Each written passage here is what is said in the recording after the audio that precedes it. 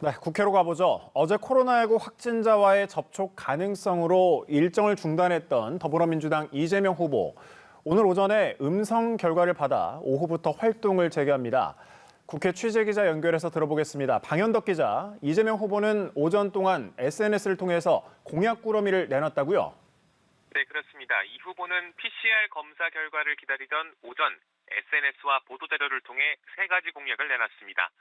첫 번째는 고용 불안정성에 비례해 보상수당을 주는 비정규직 공병수당입니다. 자신이 경기지사 시절 시행했던 정책을 전국에 적용하는 이재명의 확실한 행복, 이른바 명확행 공약 8번째인데요. 공공뿐 아니라 민간으로도 정책을 확대하겠다고 밝혔습니다. 생활용품 수명 연장과 소비자 수리권 확대를 골자로 한 소확행 공약도 내놨습니다. 제조사의 수리용 부품 보유 기간을 연장해 휴대전화, 노트북뿐 아니라 텀블러 같은 일상 제품의 사용 기간을 늘리고 자원순환과 탄소 중립에 기여한다는 취지입니다. 부동산 관련 공약도 밝혔는데요. 분양가 상한제를 민간에 도입하고 분양 원가 공개도 확대하겠다고 말했습니다. 일정을 재개한 이 후보는 잠시 후부터 손실보상 사각지대에 놓인 소상공인과 간담회를 갖고 홍대 거리에서 청년과 소통합니다. 또 배달, 알바 노동자들과 간담회도 갖습니다. 네, 방 기자, 국민의힘 윤석열 후보도 오늘 공개 일정 없이 주중 발표할 공약 점검에 몰두하고 있는데 또 동시에 SNS를 통해서는 생활 밀착형 메시지를 잇따라 냈습니다. 어떤 내용인가요? 네, 윤석열 후보는 오늘 오전 온라인 게임 본인 인증 절차를 개선하는 내용의 심콩 약속 공약을 발표했습니다.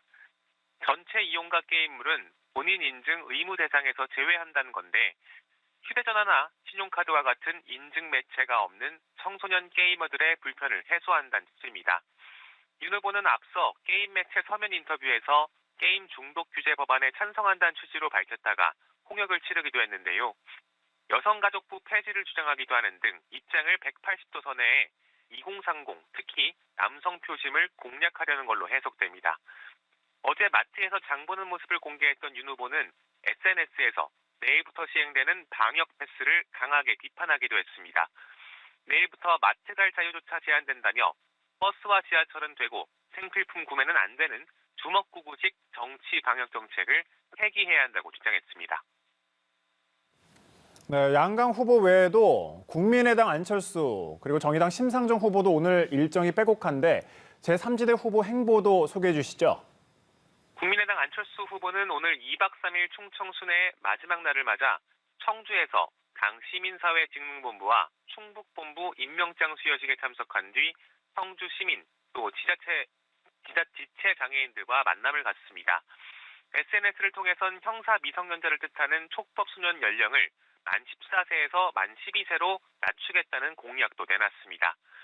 정의당 심상정 후보는 경기도에 소재한 반려동물 보호 공간을 방문해 현황을 살폈습니다. 잠시 후엔 국회에서 반려동물 생애 복지 공약을 발표합니다. 지금까지 국회였습니다.